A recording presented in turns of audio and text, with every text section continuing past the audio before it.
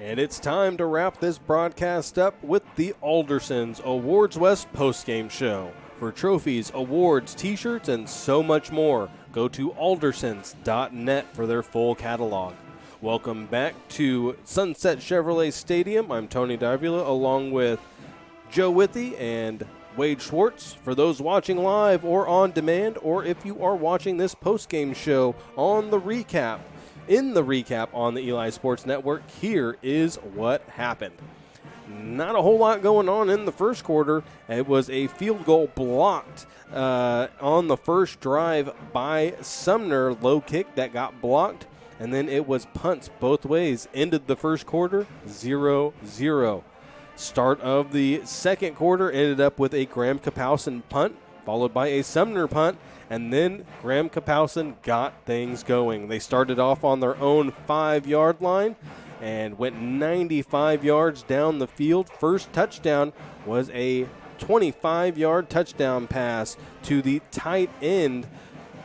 Andrew, I'm going to apologize again. Andrew Sava-Ayanea gets the touchdown catch there. Next drive, it is an interception by Pletcher. That is going to be Ethan Pletcher with the interception. Takes the ball down to the 24-yard line on the return. Next play for Graham-Kapowsin is a 24-yard touchdown run by Josh Wood to make it 14-0 at that point. Sumner would punt on their next series, and Graham-Kapowsin would get the ball on their own 18-yard line. That's key because Wyatt Redding did have a big game punting the ball. His average must have been huge because he put out some punts in this one. But Graham-Kapowsin would start out at their own 18, move down the field, and ended with a 6-yard touchdown run by Josh Wood. The PAT would be no good, and Graham-Kapowsin would have the lead 20-0 at halftime. Start of the second half, Graham-Kapowsin would punt on their first drive. Sumner would get a turnover on downs, and Graham-Kapowsin's next drive would be finished. They would start out at their own 42, and they would finish with a 25-yard touchdown pass from Josh Wood to Mason. That would be where those two started to heat things up as Julian Mason became a big factor in this game. The next drive, Sumner would get on the board. It was a 2-yard touchdown run by Eric Buck with 2:10 to go. Or they would start that drive with 2:10 to go in the third quarter, start out at their own 41, and Buck would punch it in for the first touchdown of the game for Sumner. Graham-Kapowsin would drive down the field yet again.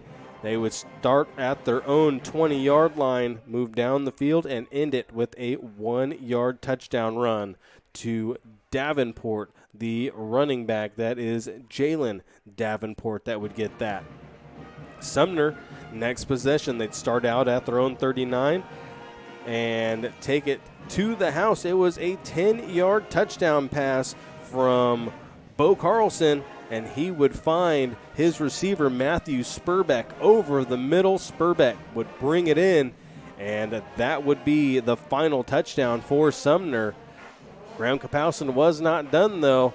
They drive down the field and get a 1-yard touchdown run by Davenport, his second 1-yard touchdown run. That was after a lot of plays were made. An 80-yard touchdown called back, an 8-yard touchdown called back. Thought that the 1 yard might be, but it was not, and that led to the final score of 41-14. Graham-Kapowsin over Sumner. Their final score, moving Graham-Kapowsin still undefeated, 7-0 on the year, and the Sumner Spartans fall to 6-1 in the SPSL 4A. Yep, good recap there, Tony. Just a well-coached team, just so many weapons on offense for Graham-Kapowsin. They were held scoreless in the first quarter, but, boy, they really showed their stuff there in the second and throughout the whole second half as well. just mixing plays up, mixing formations, capable receivers, tough running backs. As you mentioned, Davenport, Lee, Yarbo, Toa, and quarterback Wood scrambling. Wood finished the game with 264 yards passing, hitting 15 out of 20 for 2 TDs as well. And, of course, he ran for 2 TDs also. And, as you mentioned, had about 7 different plays called back that were real exciting throughout the game. So Joshua Wood, senior quarterback, and Graham-Kapowsin's a real senior-laden team. All those players, other than Davenport's a junior, but the rest of those playmakers, including Mason, the receiver, all seniors, and they're playing like it, Tony. They were great tonight. Yeah, you could see once they started clicking, Graham-Kapowsin was on a different level. And first half when they started going, it was mainly the run game. Yeah, they were passing a bit here and there. The first touchdown was a pass, but it was a lot of running by Wood and misdirection. And second half, it was a lot of passing and a lot of Julian Mason making play after play down the field. He only had the 1 touchdown, but he had some yardage in this one. And if there was a high school fantasy team, those two, that would have been a ton of points. Yeah.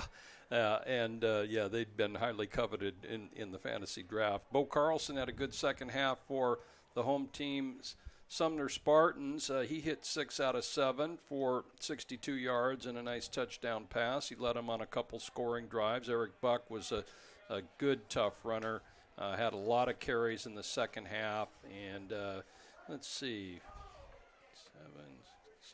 He had about 80 yards in the second half, Eric Buck did, and so he was over 100 for the game. So just some good, tough running there, but just too much Graham-Kapowsin on offense, Tony. Just all those big plays and great deliveries of the ball, offensive line blocking, running backs getting the yards, and they had a lot of penalties as well, but they overcame that tonight. That they did. All right, it is time now for our MVPs, and we will start with our visiting team MVP. So the Graham-Kapowsin Eagles. And we liked a couple of players here. Julian Mason, we said, had a lot of touches. Any of the running backs, but I would say Davenport had the most of the opportunities. Zach Lee did good, but Davenport was the man on the ground with 2 touchdowns late. He wasn't even on our roster as being an offensive player, but he came in and made the most of that. But I think it's got to be Josh Wood. I mean, you throw for – how many did he throw for? He threw for 2. 2 TDs passing, 2 running, yeah. And he had yards and yards, and he had more that were called back. So Josh Wood will be our visiting team MVP. And our home team MVP for the Sumner Spartans, got to throw a few names out there as well. Tristan Dunn played really well in this one. Jalen Jordan played really well in this one. Eric Buck, I liked him as well, filling in for Peyton Wing, who was injured early on in this one. He has been their stud back for a while, and once Wing went out, you could see that it was a little bit different for Sumner, but Buck in the second half came in and filled in nicely. And yes, Bo Carlson as well played really well for Sumner. Only had the one misstep, that interception that was thrown, but I think overall, I like Eric Buck. Okay, very good. Yeah, I would put Tristan Dunn a close second. He blocked a kick and made some great hits on defense, return kicks. But Eric Buck had a really fine game for him. He, if they had a chance to get back in the game, it was a lot of due to that running, and Eric Buck was the guy tonight for Sumner. That it was. So we will go with Eric Buck. I forgot about the blocked. So sorry, Tristan. Just got edged out there. He had a fine game. All right, that puts a wrap on this one. Again, the final score, Graham-Kapowsin 41, Sumner 14. We'll see you next time right here on the Eli Sports and NFHS Networks. Have a great rest of your night.